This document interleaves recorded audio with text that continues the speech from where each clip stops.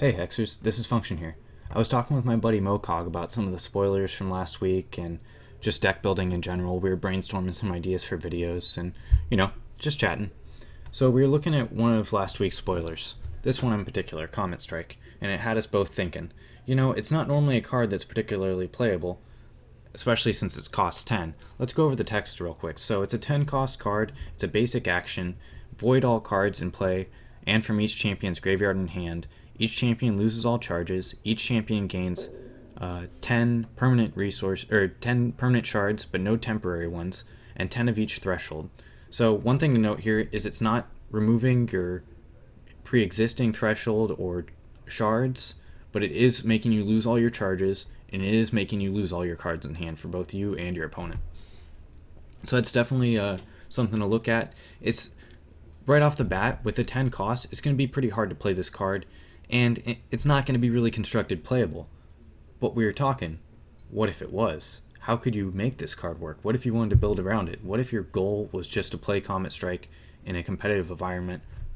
What would be the best way to do that? And that got both of us thinking. He said his best way to do it leads us to Function and Mokog's Puzzle Time Extravaganza. What is that puzzle, might you ask?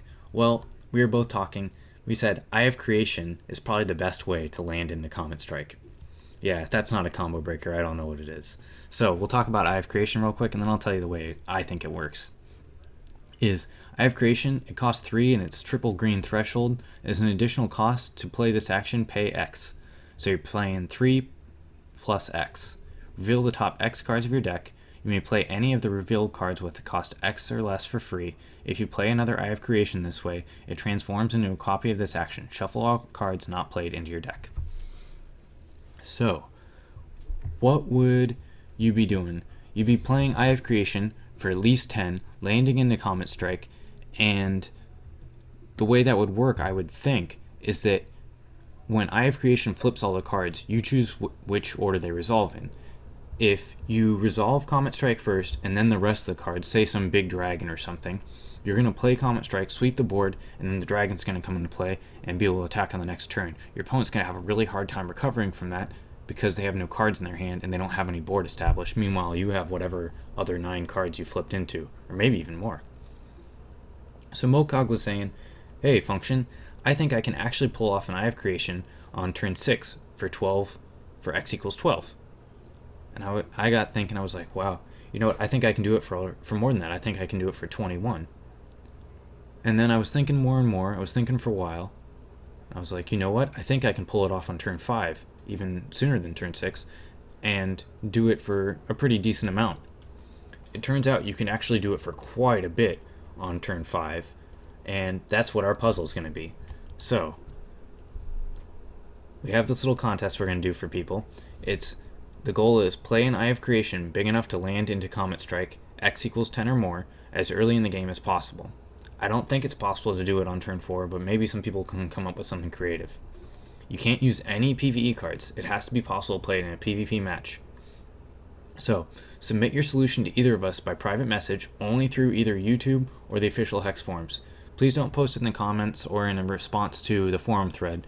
We want to have people come up with their own answers and keep it as diverse as possible. By not posting them publicly, people are going to be able to come up with their own.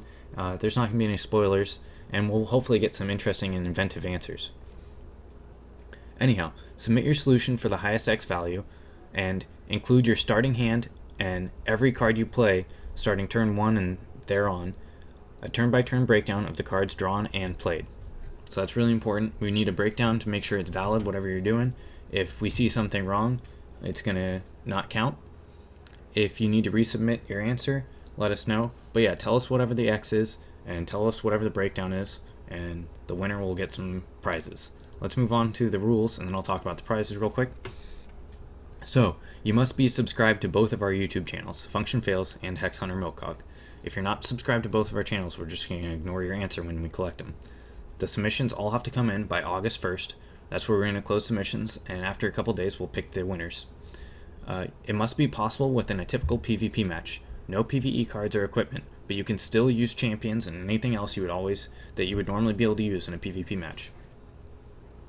So, as far as tiebreakers go, we're going to say earliest turn is a tiebreaker. If everybody still can only pull it off on turn 5, then the highest X value will be a tiebreaker. Then if that's all said and done, the next tiebreaker will be cards played from your hand. Now, I have a guess that the X value is going to get really high. I was looking at some more and some people already responded, and there were some things that I didn't necessarily think about. But I'm not going to say them because I don't want to spoil you guys. I was going to add one more rule, but it's a little too late to do that. Anyhow, so as far as prizes go, it's going to be 6 packs to the winner and 2 for each runner-up. If 2 people submit the same answer, it'll be the first one to submit it wins. And the runners-up are probably going to just be chosen at random, so everybody who submits an answer will probably have a chance at winning some packs. We might be doing some more stuff like this. I thought it was a lot of fun. Normally I'm not big on contests, or maybe just giveaways, you know. It feels kind of lackluster to just be throwing packs at people without much content to back it up.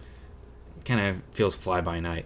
But when it's a contest like this, it's a little fun. Everybody gets to be involved and maybe think a little bit about the game and get excited. That's the kind of stuff I'm for.